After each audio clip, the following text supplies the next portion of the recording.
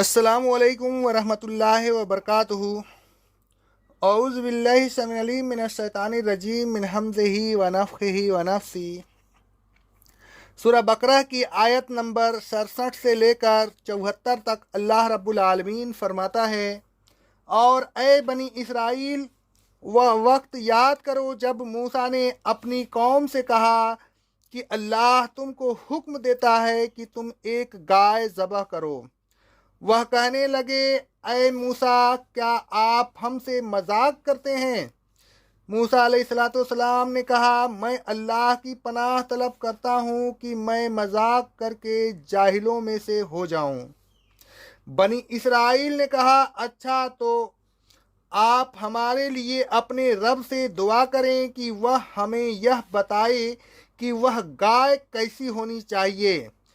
موسیٰ نے کہا، اللہ فرماتا ہے کہ وہ گائے نہ بوڑھی ہو اور نہ بچھیا، بلکہ ان دونوں کے درمیان یعنی جوان ہو۔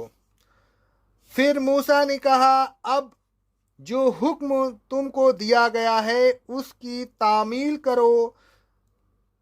وہ کہنے لگے، آپ ہمارے لیے اپنے رب سے دعا کیجئے کہ وہ ہمیں بتائے کہ اس کا رنگ کیسا ہو۔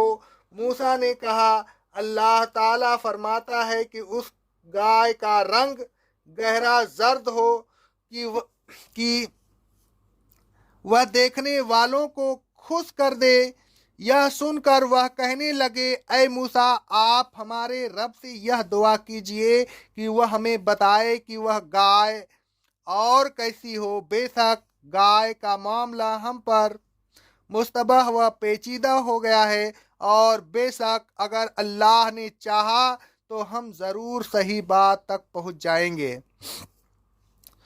موسیٰ علیہ السلام نے کہا کہ اللہ تبارک و تعالی فرماتا ہے کہ وہ گائے نہ آسانی سے قابو آتی ہو، نہ زمین جوتے اور نہ کھیتی کو پانی پلاتے ہو۔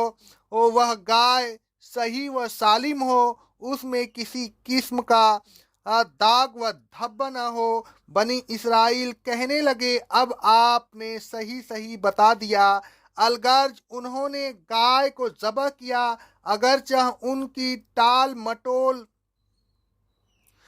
مٹول سے ایسا معلوم ہوتا تھا کہ وہ کریں گے نہیں۔ اور اے بنی اسرائیل، گائے ذبح کرنے کا حکم اس وقت دیا گیا تھا جب تم میں سے ایک آدمی نے کسی شخص کو قتل کر دیا، پھر تم قاتل کے معاملہ میں ایک دوسرے سے جھگڑنے لگے۔ تم قاتل کے نام کو چھپا رہے تھے، حالانکہ اللہ اس کو ظاہر کرنے والا تھا۔ الغرض جب انہوں نے گائے کو ذبح کیا تو ہم نے ان سے کہا، اس گائے کا ایک ٹکڑا مقتول کے مارو۔ گائے کا ٹکڑا مقتول کو مارتے ہی وہ مقتول زندہ ہو گیا اور اس نے قاتل کا نام بتا دیا۔ اللہ تعالیٰ نے فرمایا، اسی طرح اللہ مردوں کو قیامت کے دن زندہ کرے گا۔ وہ تم کو اپنی نشانیاں دکھا رہا ہے تاکہ تم عقل حاصل کرو۔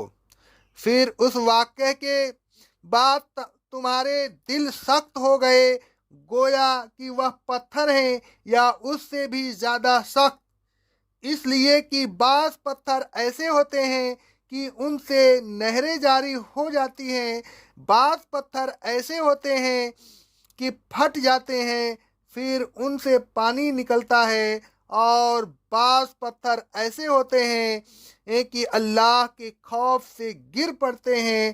لیکن اے بنی اسرائیل، تمہارے دل کسی طرح نہ پسیجے، کسی طرح ان میں تکسگی اور نرمی نہ آئی، اور نہ اللہ کا خوف دل میں پیدا ہوا۔ بہرحال اے بنی اسرائیل، جو کچھ تم کر رہے ہو اللہ اس سے غافل نہیں ہے۔ بنی اسرائیل میں سے ایک آدمی نے دوسرے آدمی کو قتل کر دیا، پھر وہ قاتل کا نام بتانے کے سلسلے میں آپس میں جھگڑنے لگے۔ کوئی کسی کا نام بتاتا، کوئی کسی کا نام۔ इस इख्तलाफ का मकसद यह था कि यह न मालूम हो सके कि कातिल कौन है। वह जानते थे कि कातिल कौन है, लेकिन कातिल के नाम को छुपा रहे थे। वल्लाहु मुखरिजुम मा कुंतुम तक्तुमून। अल्लाह ताला फरमाता है कि ए बनी इसराइल, अल्लाह उस चीज को जाहिर करने वाला था जिस चीज को तुम छुपा रहे थे, यानी अल्लाह ताला कातिल को जाहिर करने वाला था। उस मकसद के लिए अल्लाह ताला ने बनी इसराइल को एक गाय ज़बह करने का हुक्म दिया। फिर उस गाय का एक टुकड़ा उस मकतूल को मारने का हुक्म दिया। बनी इसराइल ने यह हुक्म मिलते ही टाल मटोल शुरू कर दी, तरह तरह के सवालात करने शुरू कर दिए। वह ज़बह करते हुए ये मालूम नहीं होते थे, लेकिन अल्लाह ताला को यही मंजूर था कि वह ज़बह करें। अल्लाह ताला ने उनके तमाम सवालात का जवाब दिया। इस तरह उनके लिए गाय ज़बह न करने का कोई उज़्र बाकी न छोड़ा।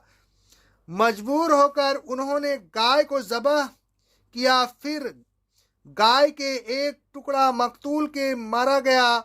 मकतूल ने जिंदा होकर अपने कातिल का नाम बता दिया। इस तरह अल्लाह ताला ने कातिल को की निशानदेही भी कर दी और उन्हें एक निशानी भी दिखा दी, जिस तरह उन्हें मालूम हो गया कि अल्लाह ताला रोज़े क़यामत मुर्दों को किस तरह जिंदा करेगा। अल्लाह ताला की यह निशानी ऐसी थी कि देखने वालों के दिल नरम हो जाने चाहिए थे, लेकिन बजाय नरम होने के पत्थर की तरह सख्त हो गए, बल्कि उससे भी ज़्यादा सख्त, इसलिए कि बास पत्थर ऐसे भी होते हैं जिनसे नहरें जारी हो जाती हैं। बास पत्थर ऐसे भी हैं जो फट जाते हैं, फिर उनसे पानी जारी हो जाता है। यह चीज़ें ऐसी हैं कि उनका मुशाहिदा पहाड़ों पर बड़ी आसानी से हो सकता है। बास पत्थर ऐसे भी होते हैं जो अल्लाह ताला के खौफ से गिर पड़ते हैं, यानी जमादात भी अल्लाह ताला के खौफ से रहते हैं। बेरूह चीज़ों के डरने का जिक्र कुरान मजीद में और मकामात पर भी मिलता है। मसलन अल्लाह ताला फरमाता है सूरह आराफ की आयत नंबर 72 में, हमने इस बार अमानत को आसमानों के, ज़मीन के और पहाड़ों के सामने पेश किया, लेकिन उन्होंने इस भार को उठाने से मजबूरी का इजहार किया और वह इससे डर गए। आगे अल्लाह रब्बुल आलमीन फरमाता है सूरह अल हस्र की आयत नंबर 21 में, अगर हम इस कुरान को किसी पहाड़ पर उतारते तो आप देखते कि वह अल्लाह के खौफ से झुक जाता और फट जाता।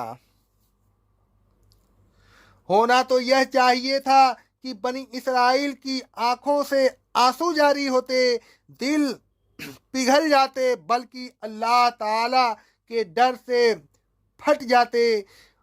उनमें आजिज़ी, इनकिसारी और जज्बा अतात पैदा होता, लेकिन अफसोस कि ऐसा न हुआ। इस किस्से में बनी इसराइल को एक किस्म की मलामत है। उनको हिदायत की जा रही है कि अब तो अल्लाह ताला से डर जाइए, अपनी साजिशें और रेसरों व इना छोड़कर साबित और तायब हो जाइए, ईमान ले आइए।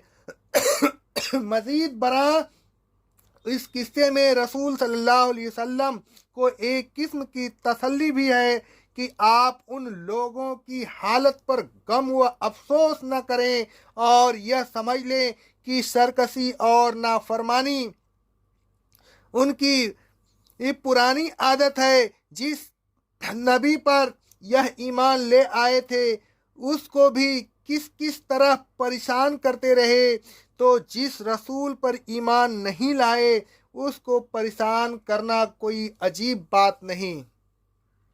اے لوگو، اللہ تعالیٰ کے احکام کی فوراً تعمیل کیا کیجئے۔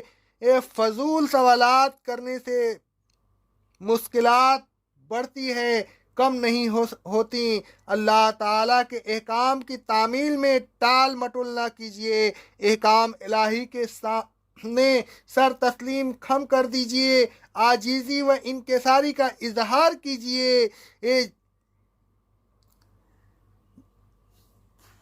ہیلے اور عذر و بہانے نہ تلاش کیجئے، اور یہ بات یاد کیجئے کہ اللہ تعالیٰ آپ کے عملوں اور ارادوں سے باخبر ہے۔ اقول قولی ھذا، استغفر اللہ، استغفر اللہ، استغفر اللہ۔